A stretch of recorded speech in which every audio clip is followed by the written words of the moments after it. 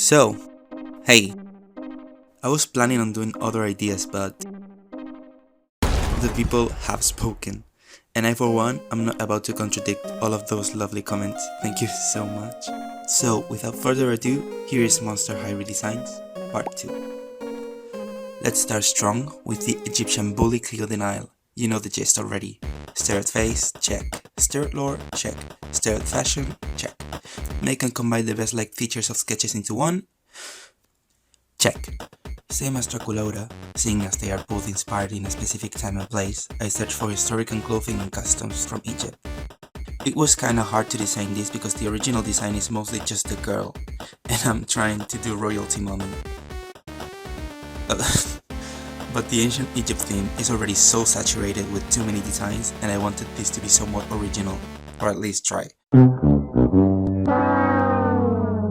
I ended up envisioning a full-on covered mummy who cannot let go of her living beauty, and instead of showing her actual decay, she hides everything beneath gold, jewels, wigs, and beads, which were customary of pharaohs at the time, especially in death.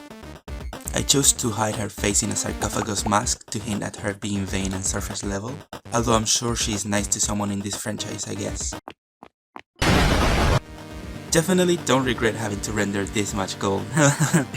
Anyway, the coloring was pretty straightforward. Gold for golden details, red for jewels, then blue for the hair, gloves, tainted ceramics, beads and nails. At the end, I decided I wanted her skin to be a little more visible between the gauze. Oh, and I almost forgot to draw her entire earring.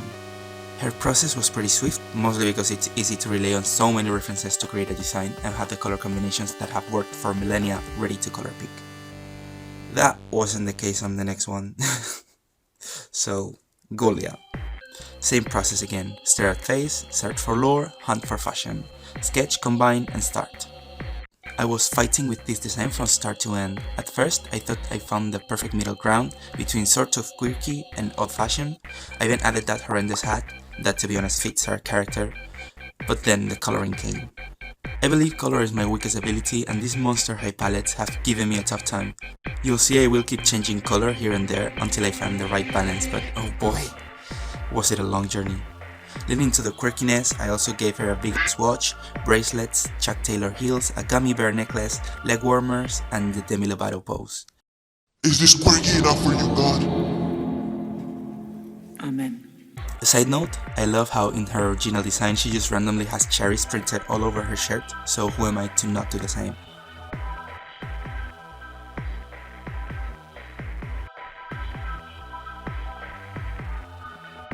In the end, I also thought of giving her some more morbid design features, such as the morgue tag as her earring and a rain texture pattern on her ugly hat.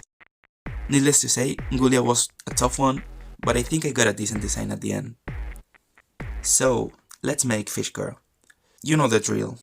Stare at fish, look for lore, search for fashion. Sketch, combine and fish, done. The sketch is done, that is. I was dying to redesign her because I feel like her concept has lots of potential but feels underused. Also, I wanted to delete the new design from the earth. She's not Lagoona Pink. What is this? Y tú te llamas Luna. Yes. Your name is not Moon.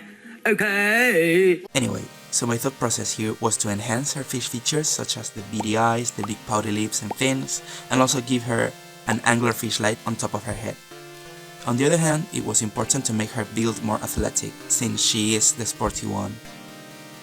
I took the inspiration on real-life swimmers' body types. I also gave her a tail, applying the same logic I used when designing clothing, and trying to make her wardrobe more dynamic and sporty, without losing the Monster High fashion touch. So for color. At the beginning, her palette seemed to be cohesive and make sense, amber blue skin, amber eyes, wet blonde hair, and so on. And then I was determined to make off-white and bright red work with this palette. Welcome to Unite yet again has issues with color. In this episode, will he finally decide what color her shirts and pants are? Will he apply a color filter at the end to try and tone down the colors that obviously don't match? Will he make her skin pink? Stay tuned until the end of the redesign. I feel like I could have pushed her design a little bit more towards the scary side, but honestly she came out so adorable and I kind of wanted her to stay this way. Besides, she is supposed to be the nice one from the group, right? At any rate, I think it's an improvement from Lagoona Pink. But wait, what's that you say? There's several minutes left to finish the video? Could it be a fourth redesign? Indeed it is! I couldn't decide if I wanted to make Ghoulia or Abbey, so I decided to disregard my mental health and made them both. So Miss Abbey. She was also a struggle. I feel like the main trio came way easier to me than this, but no matter, we persevere. I saw some Monster High episodes to get to know their personalities better since I didn't know these 4 characters as well, and Abbey is a stickler for rules and tradition, so in my head it made sense to integrate traditional clothing in her design. The thing is, she never really says what part of the Himalayas she comes from, at least that I know of, so I ended up mashing together 6 different countries into one character, but also making it fashion. I mainly kept the traditional aspect in her accessories and then went for a cozy autumn girl, a hoe never gets cold but I'm practical because I wear a fanny pack vibe. I also leaned into the animalistic side of her character, giving her claws, animal ear, tusks, big pupils that fill her entire visible eye, and these funky hoof-like heels. The biggest change would be her color palette. Using the same reasoning as before, being a traditional girl and living so isolated made me think of the natural earthy colors available in the region such as wool, animal fur and gems.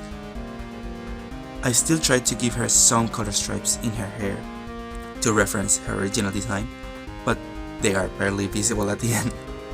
I really liked the indifferent feel she ended up with, cold but also really innocent with those animal eyes.